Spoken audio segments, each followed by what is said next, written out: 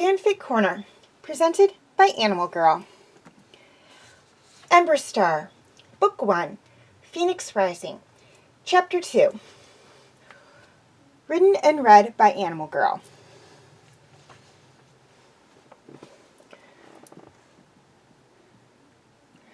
Okay, before we jump into the second chapter, I'd just like to say one thing, and that is if you have not yet seen my video on Ember Star, Book 1, Phoenix Rising, Preface and Chapter 1, I suggest you go and view that now, and then come back and watch this one.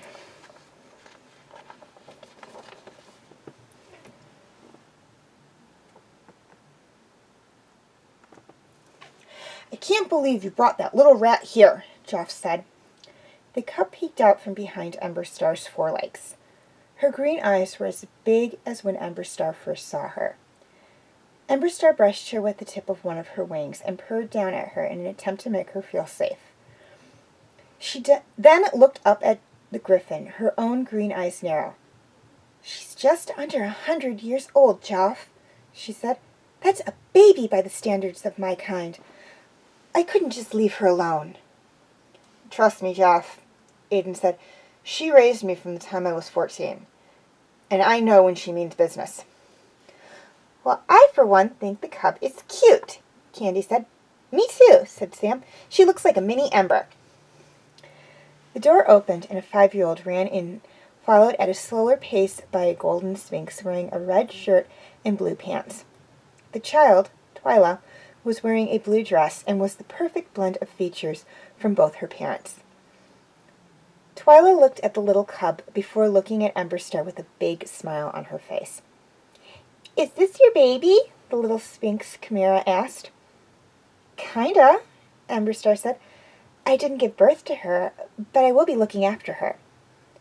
"Oh, okay," Twyla said, clearly not knowing or not caring that the cub had caused trouble for the adults earlier. "Let's play." Before her parents or Ember Star could stop her, Twyla picked the little cub up. The cub squealed and wriggled out of Twyla's grasp. Once her paws hit the ground, she ran to Ember Star and buried her face in her forelegs, making the little mewing noises that cubs often did when seeking comfort from their mothers. "What's wrong?" Twyla asked. "Nothing, sweetie," Lyra said, putting her arms around her daughter.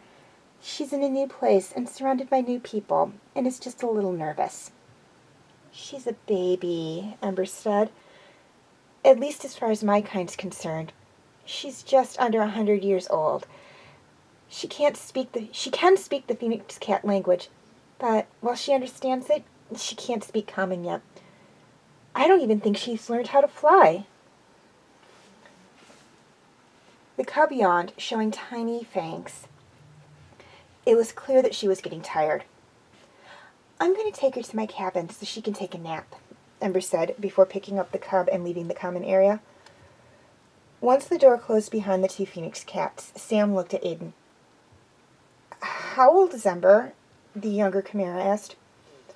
"Just under 1,000, Aiden answered. "She's a teenager by her kind standards."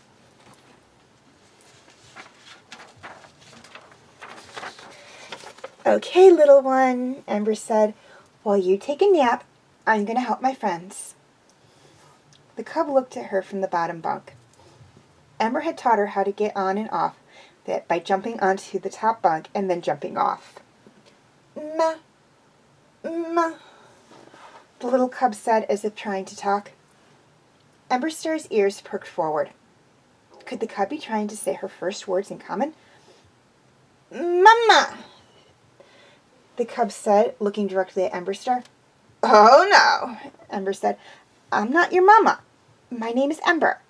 Ember." The cub said as if trying to say her name.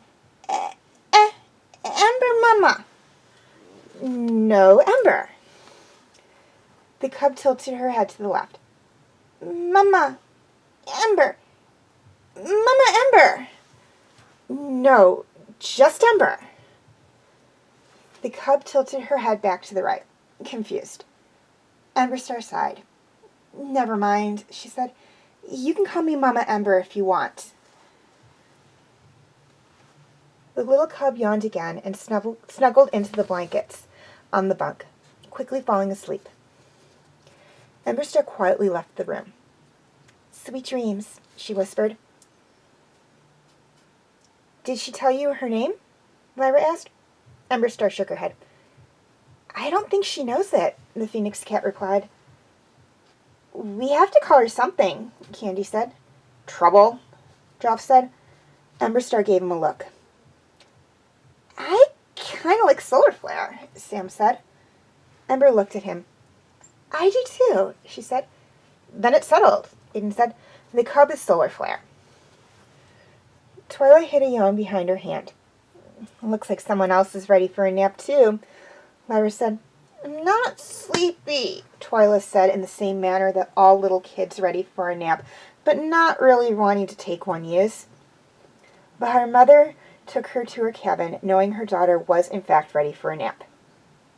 "Now we have 2 troublemakers on board," Joff said, walking off. Ember Star watched him. She knew that, while he sounded upset, he would come around eventually. It's just how Griffins were. Right now, she had other things to think about. It's not like this would be the first time she stepped into the mother role figure, but it had been a while. At least this time, she would have help.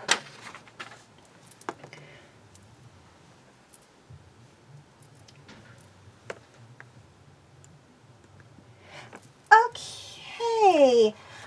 For a sign-off, one thing I'd like to touch on, and that is if any of you out there are fanfic writers and have a fanfic you'd like me to do a reading on, please send it to either my Tumblr account or my Facebook page. The links will be in the description section. Couple of things to keep in mind though. First off, please be sure to include your name in the fanfic, either at the beginning or at the end, or in the sender thing, or the name of the author if you're sending someone else's fanfic, but make sure you get their permission first. If no author's name is on the fanfic, I will not be doing a reading on it. It's just that simple. I like to be able to credit the authors as I'm doing the readings. I think it's only fair to them. And I would like it if someone did a reading on one of my fanfics and credited me for it. Secondly, please note that if it's long, I will be dividing it up between videos.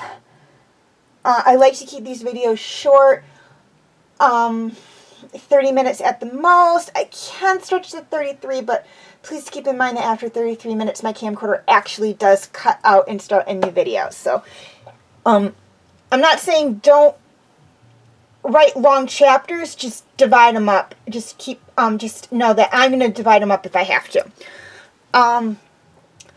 Thirdly, try to keep it clean. I'm not trying to tell anybody how to write their own fanfics, but please keep it clean. On YouTube, kids could be watching these things, and I don't want them hearing anything inappropriate in the videos.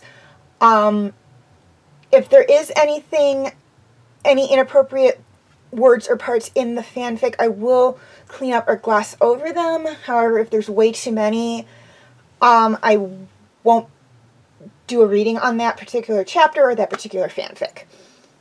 Lastly, please be honest. If I learn that a fanfic was written by somebody else and submitted without his or her approval, I'll not only remove the video from my channel, but I'll also will not accept any more fanfics from the sender. Okay?